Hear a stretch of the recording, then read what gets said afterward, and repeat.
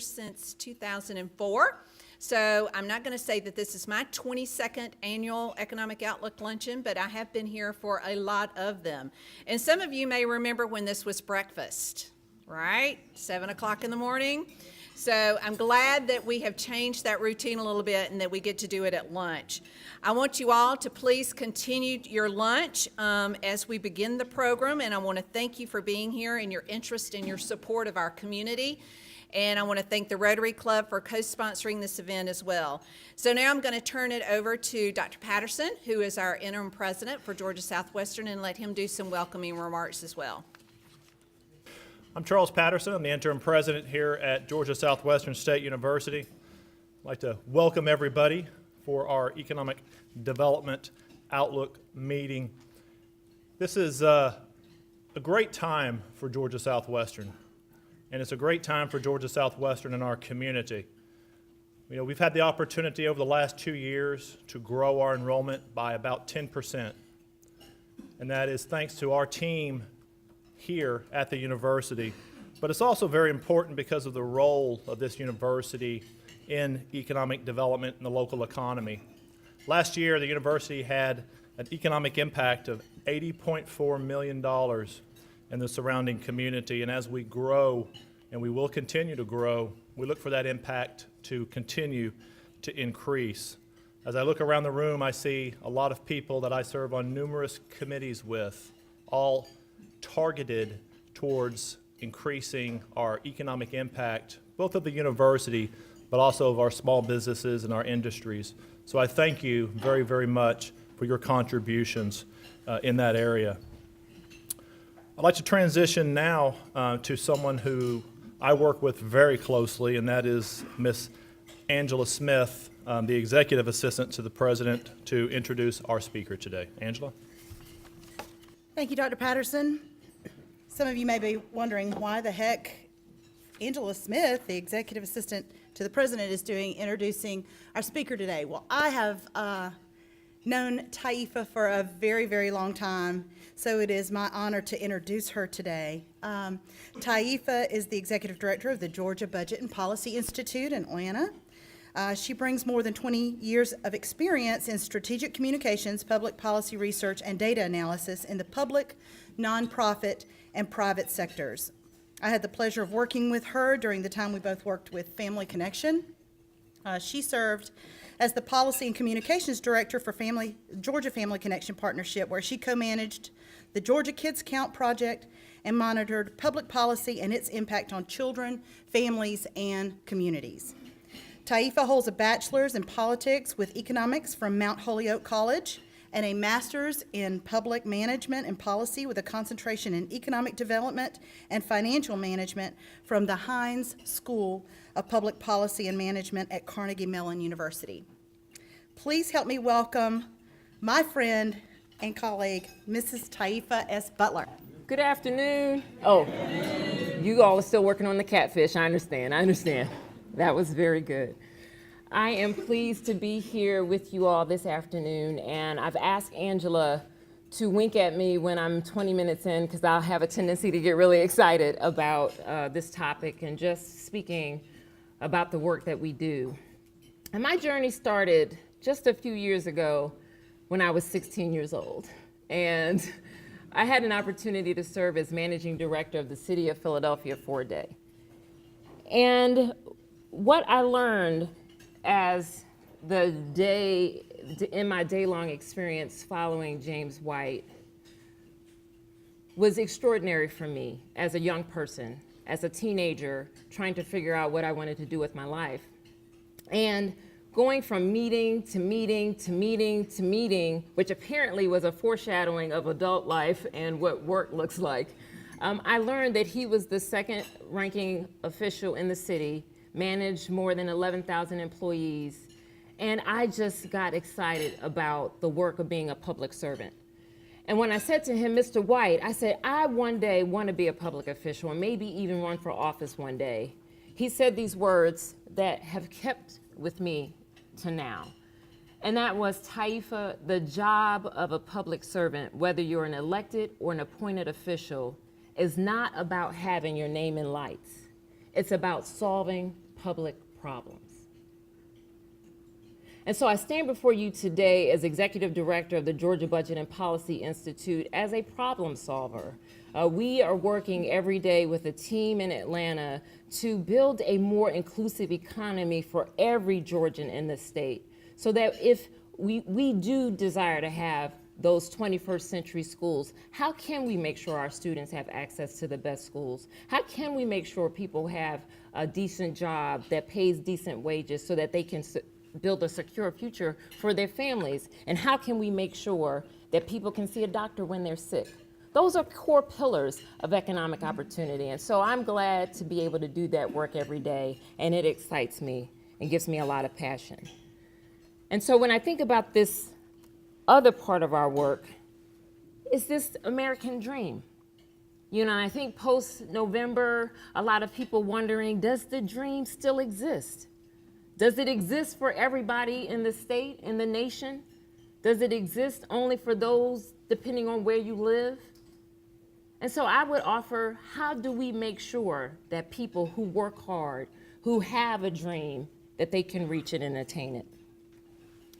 And so in preparing for this talk and many of the talks that I've done over the years, I found this language, and I thought it was really interesting because it ties so much into what we do every day in Georgia. But I want to play a little interactive game with you today. Does anybody know where this language comes from? The United States can achieve its full economic and social potential as a nation only if every individual has the opportunity to contribute to the full extent of his capabilities and to participate in the workings of our society. There was an act that passed that was talking about this very thing that we're doing every day. Anybody know where this comes from? Any guesses? It's the Equal Opportunity Act of 1964. And it was an act to mobilize the human and financial resources of the nation to combat poverty in the United States. So when we talk about opportunity and we talk about poverty, these have been issues that have been discussed for 50 years. 5 decades, United States state leaders have been thinking about what can we do to address the issues of poverty that limit options for many of our citizens. So that's what we want to get to. How can we get this American dream, and how can we advance economic opportunity? Well, I wouldn't do my job today if I don't at least touch on a little bit of the economic outlook of where we are today, but then talk about a path forward, and that path being something around equity. So let me touch on a few things and take you through a short walk around our economic outlook. And if you think about sort of where we are in our nation, where we are in Georgia's history, we are nearly 7 years beyond the Great Recession, where Georgia's economy hit rock bottom. And our families are still working to make up some of that lost ground, and we still are facing some persistent challenges. Wages and incomes are still well below pre-recession levels, as you can see from this chart. And poverty still remains a little higher than where we were pre-recession. And so again, we need to think about those things that we can do to continue to help families thrive. Household incomes were stagnant, as you can see from this chart, most of the 2000s before crashing, before the recession, which lasted late 2007 to early 2010. And the income for a typical Georgia family fell by about $7,700 between 2007 and 2011. And many of those incomes are beginning to rebound, but they are not quite back to where they were pre-recession. And also, again, as the other chart, the other line graph shows us, that poverty has gone up and is ticking down a little, but it is still above pre-recession levels. And we know this, you are living this. Georgia continues to be one of the highest ranked states for poverty. We're 10th in the nation. And then Southwest Georgia is no stranger to persistent poverty, given all of the tremendous studies that have been done about generational poverty, particularly in Georgia. This region continues to be plagued with some serious challenges, and we'll discuss those. So if we think about what ties into income, stagnant and falling income is a result of stagnant and falling wages. And wages have been a challenge in our state as well.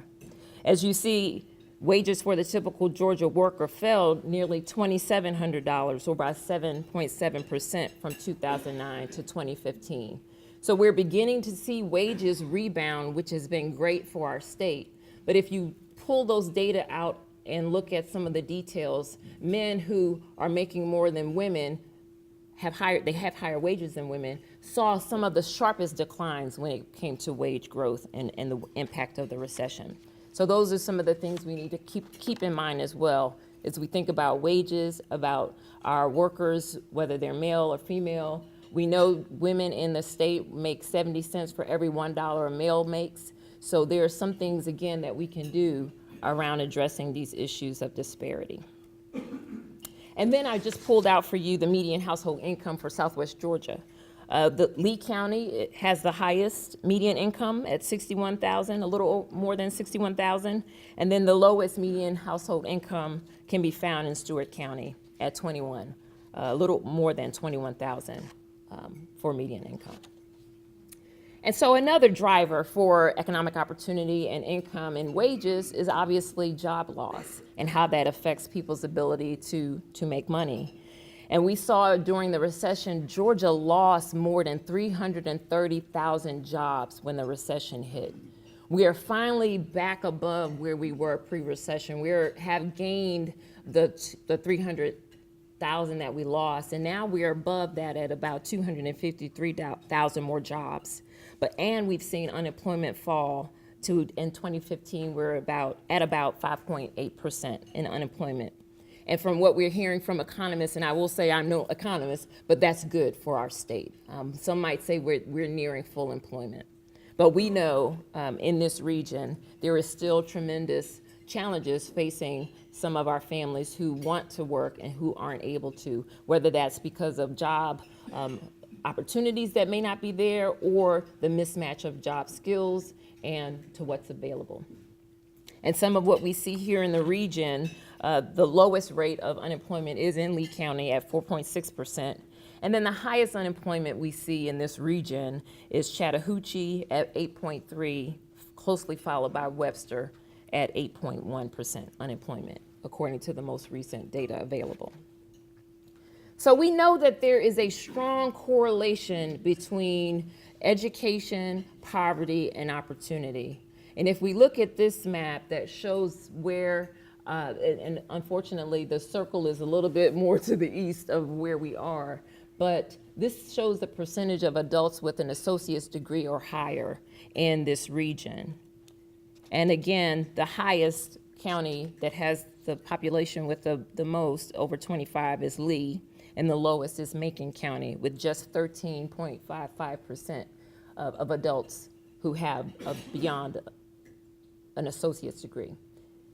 And so are there any workforce development professionals in the room? Any professors or teachers here at this institution in the room? So when we talk about workforce development, right, when we're retooling and retraining many of our adults, these are the things that are very important for industry and economic development. As we hear from the state chamber, as we hear from chambers all over this state, is when businesses want to invest or come into a community, they're asking about the workforce and how educated, where the talent is, and also the strength of the schools. So these are selling points from an economic development standpoint. So if we think about some of those challenges that continue to I won't say plague, but I will certainly say provide context for this region, how do we start to address this? And I want to talk a little bit about the opportunity gap. The opportunity gap has been a term that's mainly been used in the education circles when we, let me just move this, when we talk about the learning gap or the achievement gap. Is that right? All right. But I want to offer to you that the opportunity gap exists a little beyond education. Let's talk about healthcare. Is every citizen able to go to a primary care physician and get their needs met? Is everyone able to attend a great public school in their community or in their county? Does everyone have access to that job that is paying a decent wage? So I would say that there is tremendous disadvantage that still exists that we have to think about, again, solving. And I'm repeating myself on purpose. So let's think about opportunity. One of the things we know to be true is that this nation's demographics are changing. And some might say to you, that's a cause for concern, lots of anxiety around this diversification of the workforce, but there's also value, and let's just remember that. But the fact of the matter is we're getting more diverse, and women make up more of the workforce than they ever have in our nation's history. Same is true for the state of Georgia.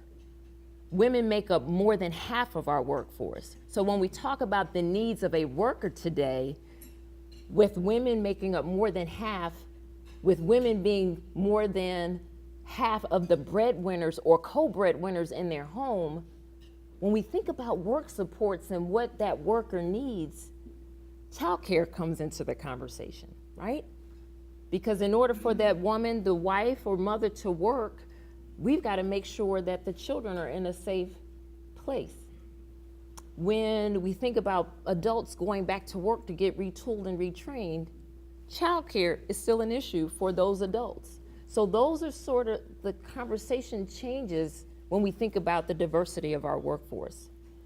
And the fact that, again, we are facing a skills gap in our nation, as we are here in Georgia.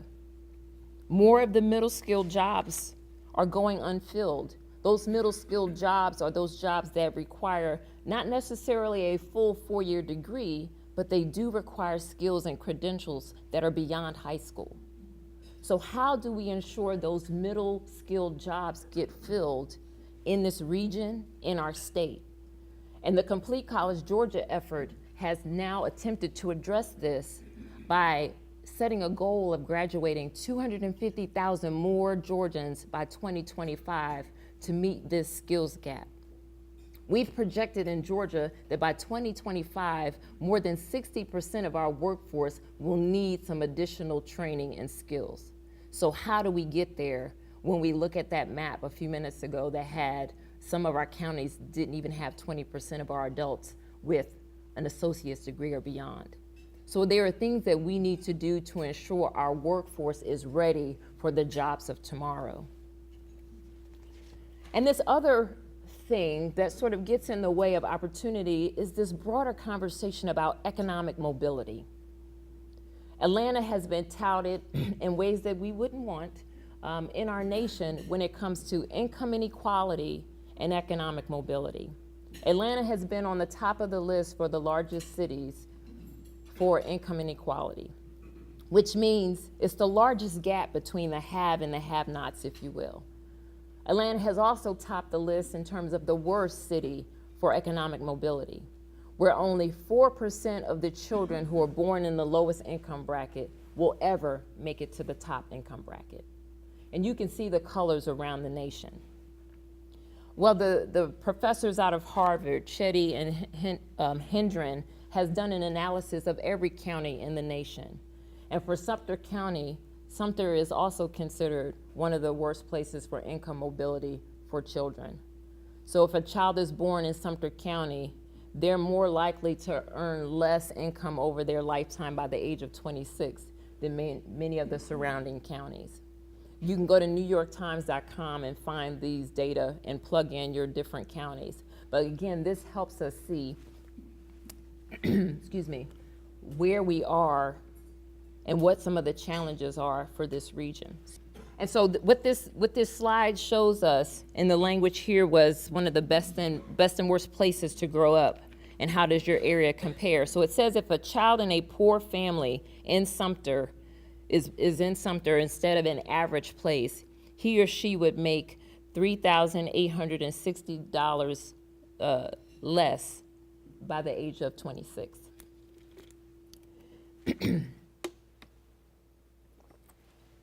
Excuse me. And then when you compare poor kids, average kids, and rich kids, and then kids in the top 1%, there's also a difference of what children might make by by age 26. I just wanted to show you this because, I looked at some of the chronically failing schools in this region. We look at the data, and the data is very telling. But I'm here to tell you this, we have solutions. There are things that we can be doing to really address these things, and it takes public will.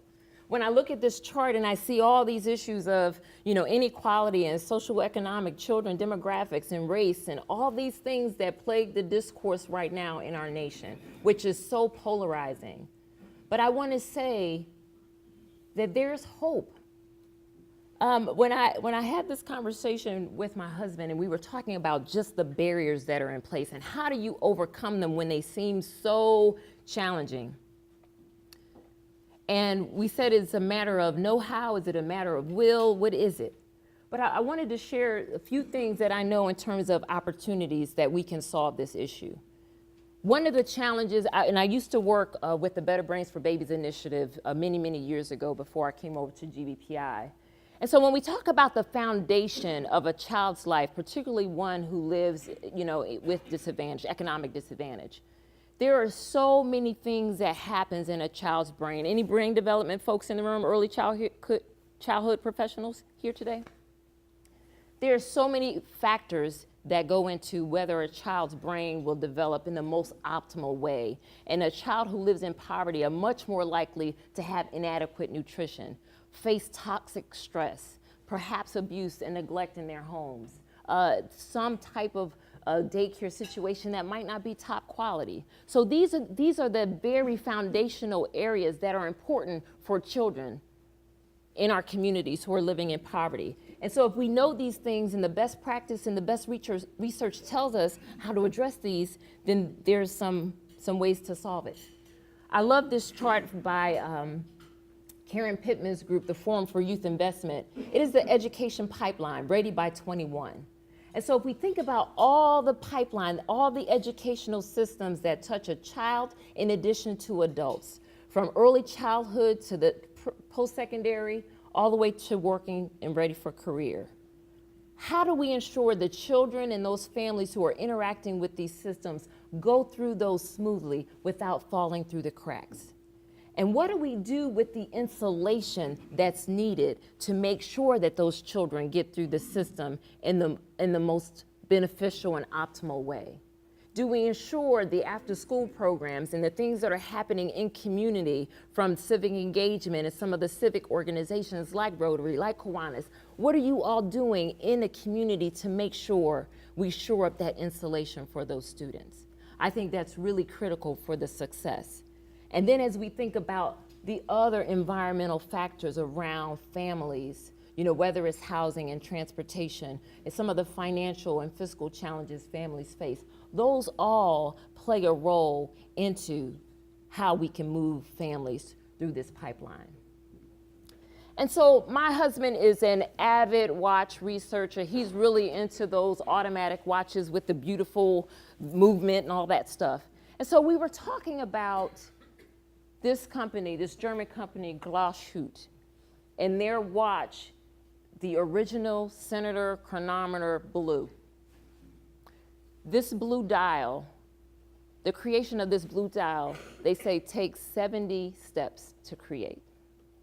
And they said in this process of the lacquering and the heat and the hand painting and all the craftsmanship, with those 70 steps, they produce a lot of defects and rejects from these watches. Why?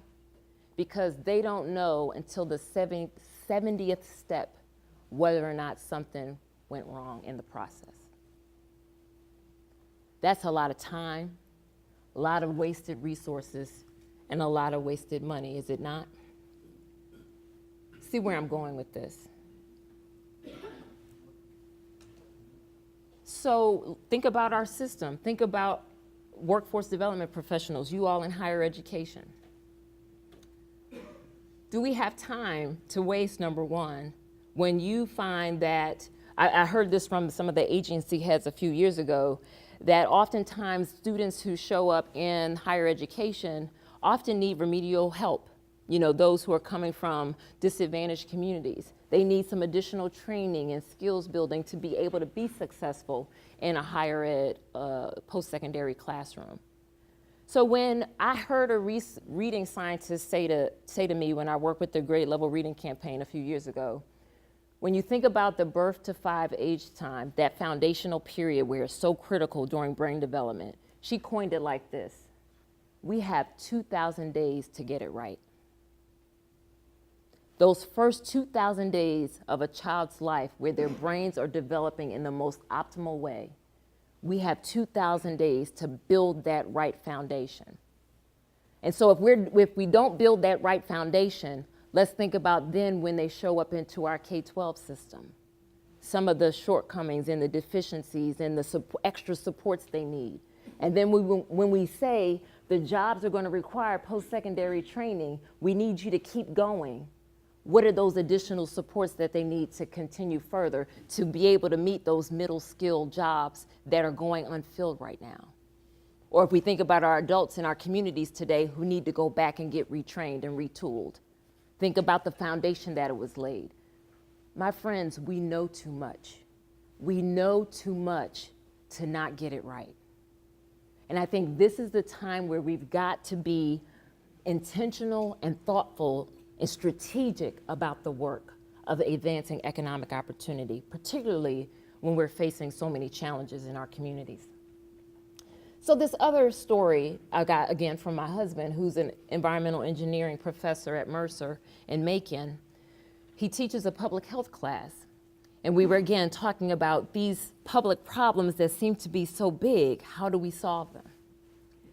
And so I took one of his slides. And this goes to the fact that there are 3 different realities facing the world when it comes to health and drinking water. So there's surface water. This is where many countries, many communities are getting their drinking water, which are contaminated with a lot of microbial contaminants that typically come from animal waste. This is where some people on our globe are getting their water.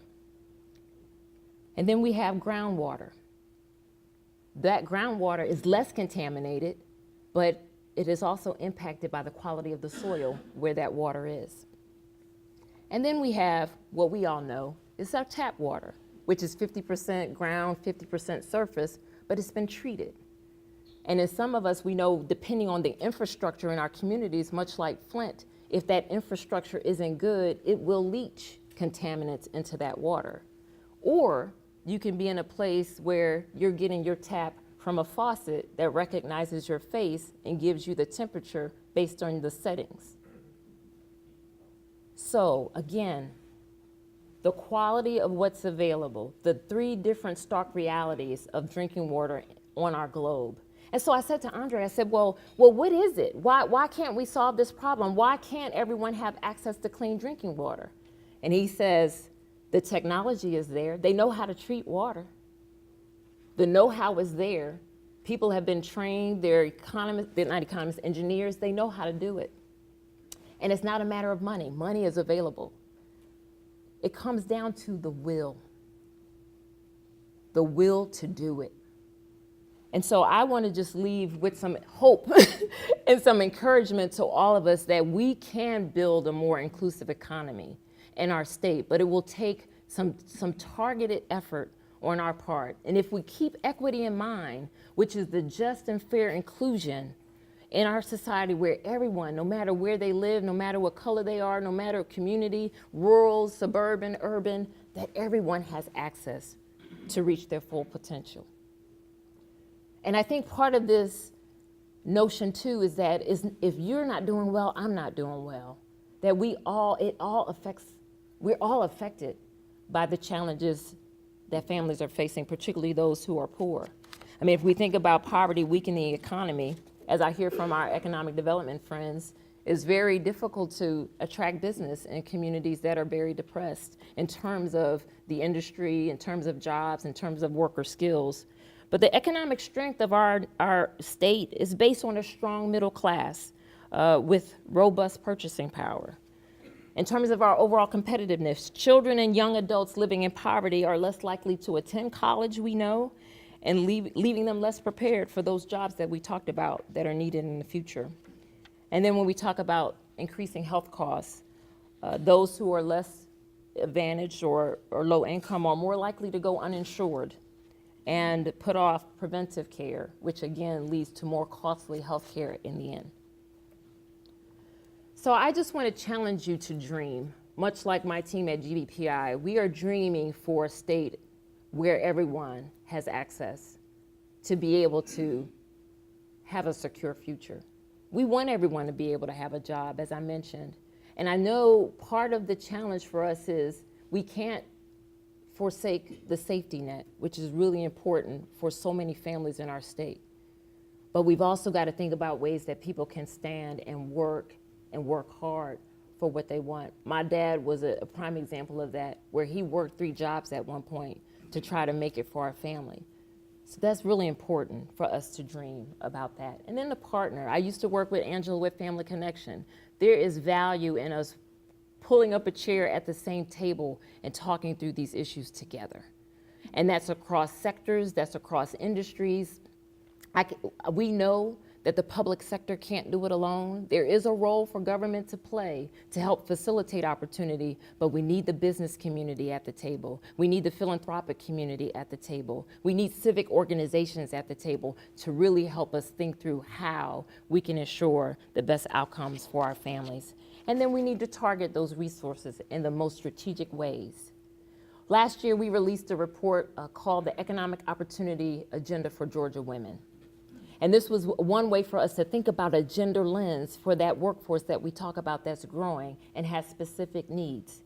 And the one thing that we found through some research from the Institute for Women's Research in DC was if women were paid, here's an example, if women were paid the same amount as men for the same job, our economy would benefit by $14 billion.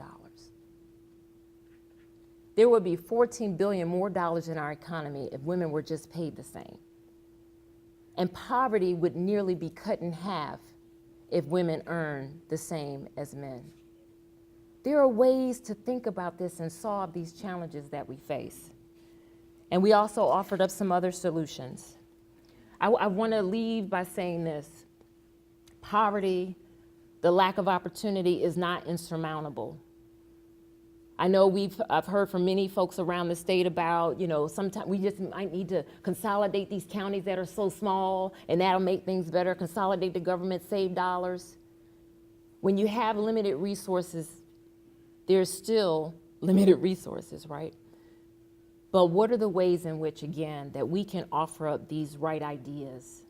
Protection of the safety net, like I said, we will continue to advocate for that because it's needed so that children and families don't fall further into despair. But how do we promote things like a livable wage, like a self-sufficiency standard based on where you live? In order to make ends meet, you need to make so much. We need the business community to be thinking about this with us. How do we ensure that we have access to health coverage? I know this is a big debate, you all know, that's happening in DC right now. So critical for families. As I was talking to Dr. Patterson this morning and some of the challenges around retention rates, and Georgia Southwestern has some good retention here, but there are other institutions where students who can't afford to go to school drop out, or the state drops them off the rolls because they're not able to pay.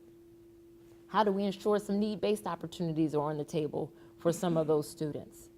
I heard from Commissioner Jackson, who used to run the TCSG, the Technical College System, and based on often just $500 to $800 of a gap that they have in financial need, they still can't make it and have had to drop out of school. And they get purged off the rolls. So what can we do in those instances to make sure that those students still continue on? And I love this quote from Shirley Chisholm. And I will have you know, I've heard a lot of whimpering and complaining since November from both sides of the aisle. I have friends on both sides. I'm in a community with both, the discourse is very rich. But we've got to come together, leave partisan politics aside, and figure out how we solve this together. And I love this quote from her that says, "You don't make progress standing on the sidelines whimpering and complaining. You make progress by implementing ideas." The research is there. The information is there. The solutions are there. They're in this room, Dr. Patterson, Dr. Chokes, they're here. So how do we help build up this community, this region, for a better tomorrow for your families? And I will offer to you that GBPI and I are here to help. Thank you so much.